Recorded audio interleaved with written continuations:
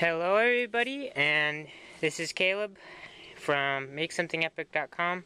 I have not been doing hardly anything on my website because life is just busy and full of surprises, but this is my first blacksmithing video.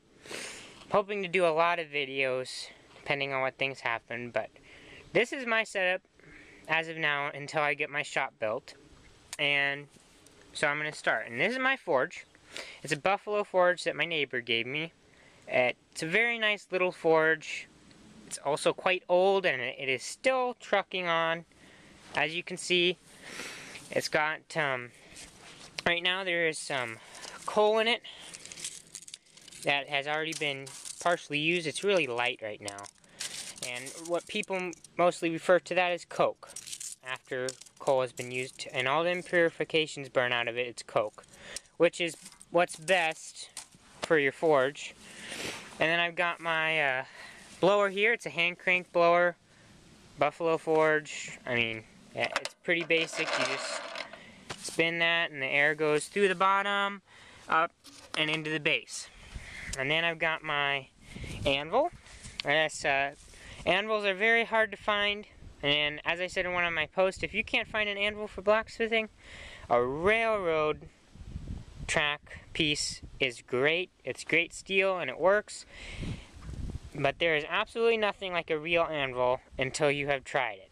I just got this thing a few months ago and I love it a lot. It's not in the best condition, but I got it for a really good deal. 130 pounds, got a Pritchard hole, Hardy hole, it's got your horn. As you can see, someone really dinged it up because they weren't using it properly. But it's still really nice. And wire brush is very important for when you're blacksmithing, so you can brush all the scale off, which is the outside layer of the metal burning off every time, because if you do not brush it off, it'll get forged back into your metal. And so I always have a wire brush here next to it. And I have my bucket of water, and I have a hose over here. Water is very important when you're blacksmithing. If you do not have a way to put out a fire, you should not be blacksmithing at all. And I also try to pick days where it is not super dry out. We just had a bunch of rain and ice, so it is wet and it's about 35 degrees. It's a nice day for doing this. And I got my coal here. This is bituminous coal from a local blacksmith shop here. It is very good stuff. I get it I normally get about 4 or 5 gallon buckets of it, and I get all that for about 17 bucks. Which, it's expensive, but it works extremely good. And then over here I got my post vise. Post vices are not necessary for starting off, because they're kind of big and they can be expensive, and they're just, unless you're doing ornamental ironwork, hot filing, and a lot of stuff like that, you can just get by with the regular vise. But I got this for a really good deal at a scrapyard. They were gonna, cut it up and throw it out, so I asked them, could I buy that for you? And they said, sure, you can buy it. So I ended up getting this for a good deal, and it's got, the good thing about a post vise, it's got this spring here so you can loosen it really quick, and the leg goes all the way down into the ground, into this pipe. And that's why they're so good, because all the shock gets absorbed into the ground instead of on your bench, which is why they're so desirable for blacksmithing, because then the vise is really, really steady. So you can actually pound on this if you have to. And then I've got my gloves here with my twisting wrench for when I want to twist metal in my post vise. And I've got several varieties of steel I was going to show you here. I've got railroad spikes. I use them a lot, and they are great for making knives, hooks, pretty much, I mean, there's a lot of things you can do with railroad spikes. I've even made tomahawks out of them, and hatchets. And then I've got a piece of rebar. It's not the best steel, but it works great, and you can obviously harden any steel when you're blacksmithing it, but that's good for beginning. And then this is a railroad spike with the top cut off. And I mean, it's a really nice square piece of metal. You can use it for a lot of neat stuff. You could make, handles. You could there's just a lot of things you can do with that. You can even make, forks, kitchen utensils. You can make onions, and pineapple twists, and Rubik's Cube twists, which are a really ornamental iron type twisting, and they're really beautiful. I'll have to put some pictures of what they look like.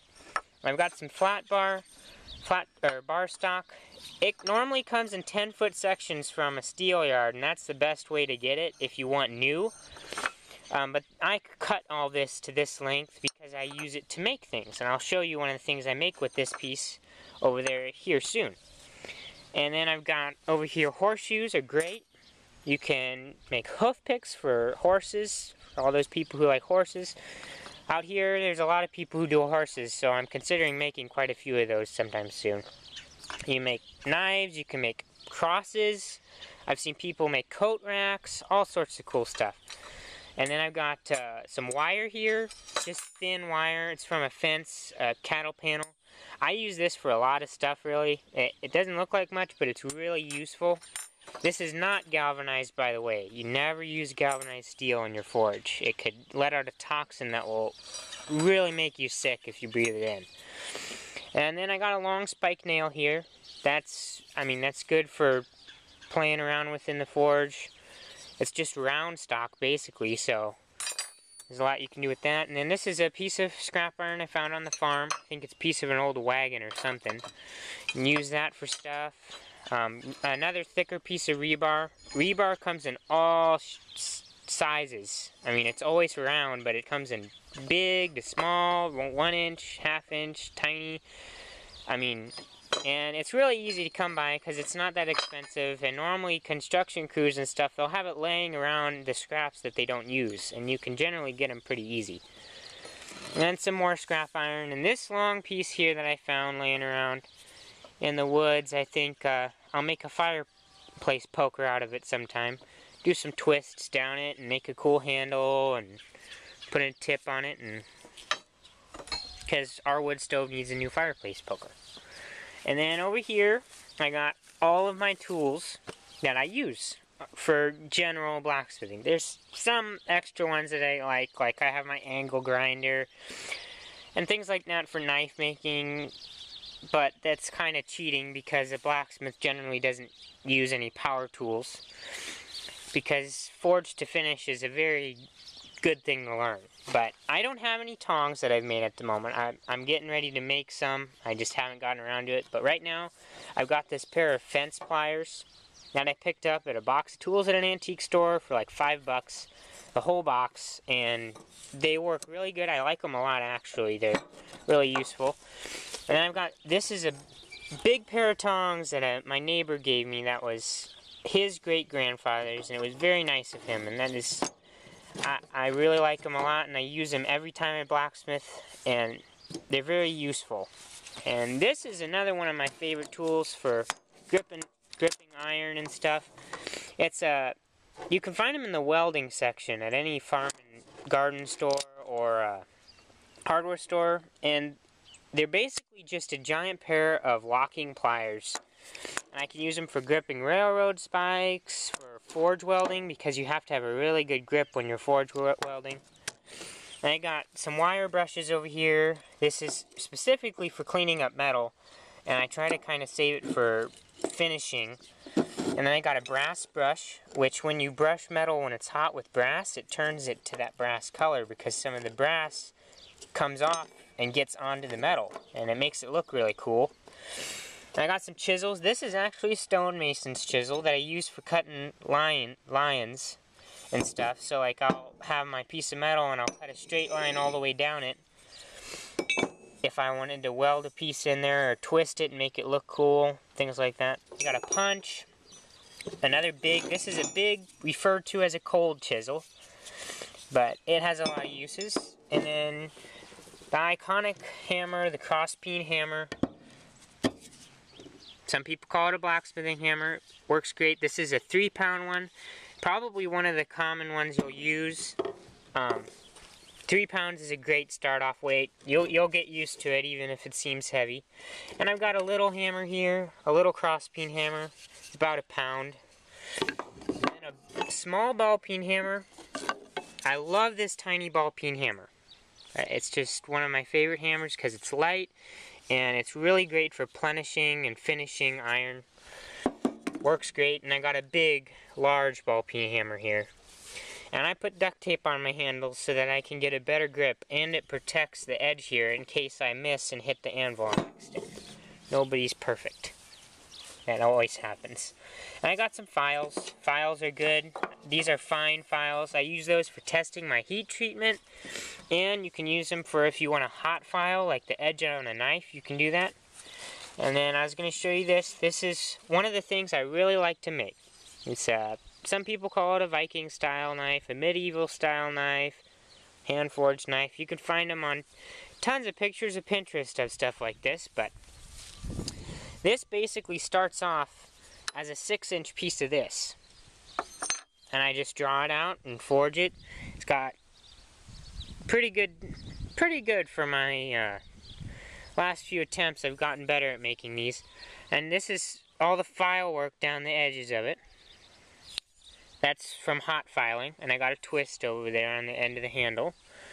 But that's a really fun beginner's project that I like to do. So that is pretty much my whole setup. Most people say you have to have a big, grand, shop and have it all set out perfect, but this is how I've been doing it for the last couple years, and it has worked out great, and I've made quite a few cool things. So for the hobbyist blacksmith, like I said, you don't need to have an anvil and a post vise. You can get by with just a cheap little vise and a piece of railroad track, which you can find at scrap yards. Craigslist is a really good thing to find stuff for blacksmithing, because there's a lot of people who really don't know what they have, and you can generally get it for pretty cheap if you can do bartering with them, and you can kind of just try to figure it out. And railroad tracks, you can going to a steel yard or a welding shop, and you can learn a lot just from talking to people there. Learning information from people is always the best way. Books will teach you a lot, but people showing you will teach you more. And I got, like I said, my coal, I found that out because my friend, a good friend of mine, told me that he got it from that guy, and I talked to him, and he lets me go through his steel pile now because they've told him what I'm doing. So, oh, and then one more thing, I've got a big sledgehammer here. That's a 8-pound sledgehammer. I mean, it's big, and that's mainly for if you have a good friend of yours that's willing to sit there and go through the pain of swinging it all day long. But that is pretty much my whole entire setup right there. So I hope you enjoy this video, and hopefully we'll be doing some more here coming soon. Depends on if I get around to it. And thank you.